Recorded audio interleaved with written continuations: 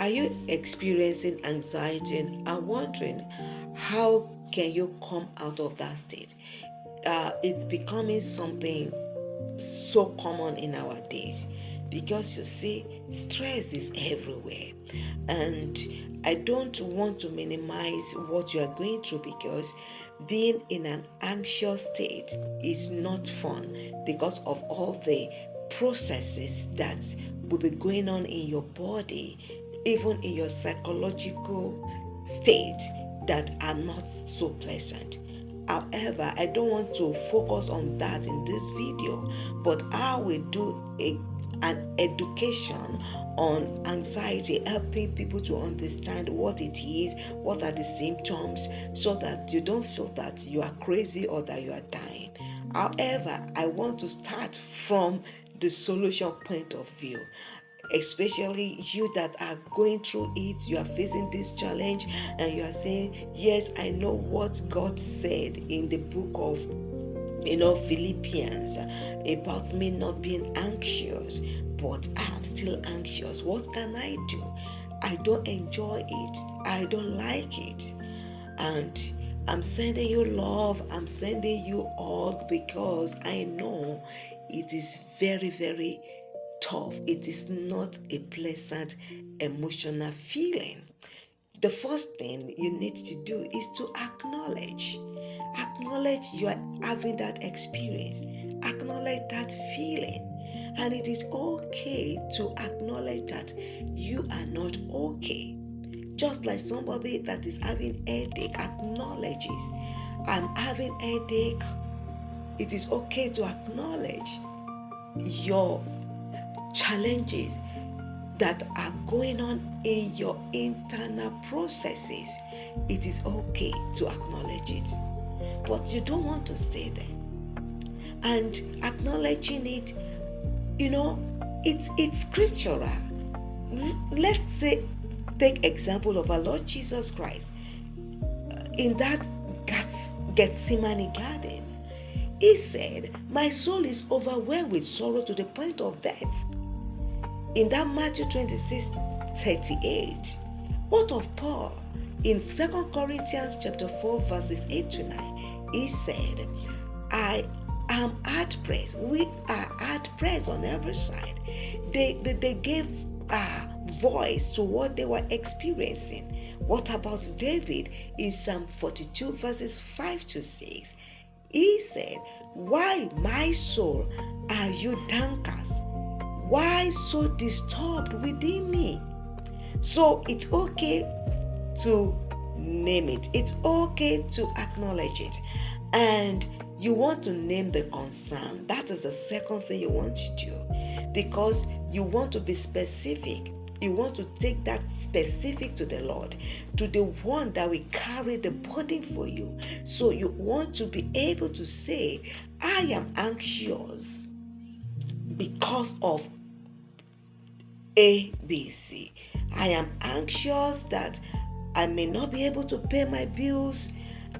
I may lose my house. I am anxious because my job is being threatened. I may lose my job. I am anxious because my marriage is being threatened. I'm anxious because something blah blah blah is happening. So you want to be specific about what is that anxiety about, what is it attached to, because it's attached to something, and you want to name it clearly. You want to label it and now take it to the Lord, because the Lord is waiting for you to come. In Matthew chapter 11 verse 28, He makes us know that He is our burden bearer and He wants to bear that burden for you.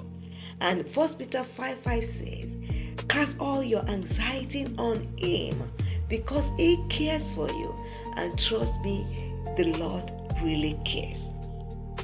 So you want to name it, you want to be specific about it, because if you're not specific, what are you taking to lay at the feet of Jesus?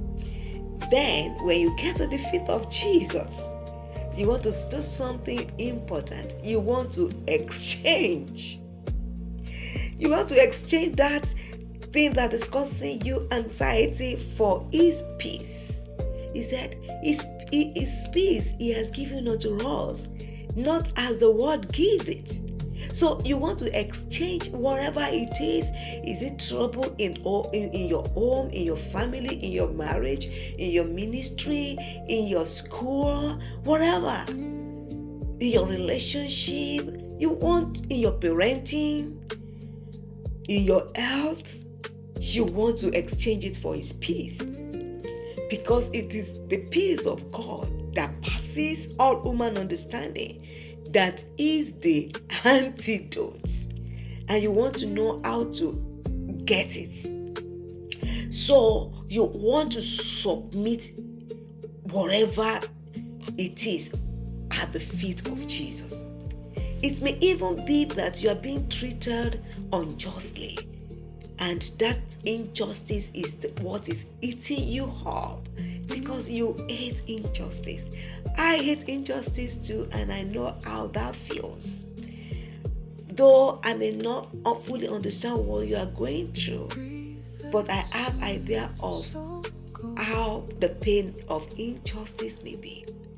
And in that case, you want to replace the impulse of taking charge, of taking control, of passing the judgment yourself. You want to exchange it for submission to the Lord's judgment at his own time, using his own prerogative to handle the situation, because he knows best.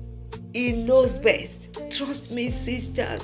Trust me, brothers. He knows best. So, as you are exchanging God, I'm bringing this to you. Say it the way you feel it. Your Father knows, but he still wants you to say it the way you feel it. Say it to him. Then invite God into the situation. Get God involved in that situation. In that place of prayer, in that place of supplication, in that place of waiting on the Lord to come through for you, submit it to him. See what Psalm 61 verses 1 to 3 says. Oh God, listen to my cry. Hear my prayer from the hands of the heart. I cry to you for help. When my heart is overwhelmed, lead me to the towering rock of safety.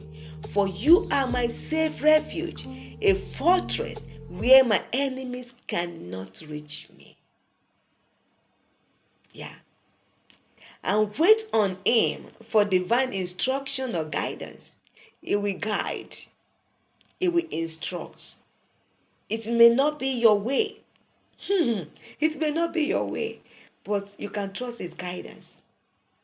Just like the mother of Jesus told them at the marriage supper, at that wedding in Canaan of Galilee, whatsoever he tells you to do, do it. John 2 verse 5. Then the fifth one, the battle of the mind. You want to explore your thoughts and ally them with God's truth. Capture every rebellious thought. According to 2 Corinthians 10:5, we capture their rebellious thoughts and teach them to obey Christ. Teach your thoughts that are rebellious to obey the will of God. And change the way you think, as Romans 12:2 encourages that we need to change the way we think. You need to change the way you think about it. And Philippians 4:8-9 tells you the kind of thinking you need to focus on. So, and you will need to make practice of it because it won't come automatically. So trust God, believe God to see you through that challenge. Proverbs 3:5-8 says, lean not on your own wisdom, lean not on your own understanding. Let the Lord carry the burden and fight the battle for you. And lastly, yield the outcome to God. 1 Peter 5:7 tells you, he cares for you. It does. God bless you.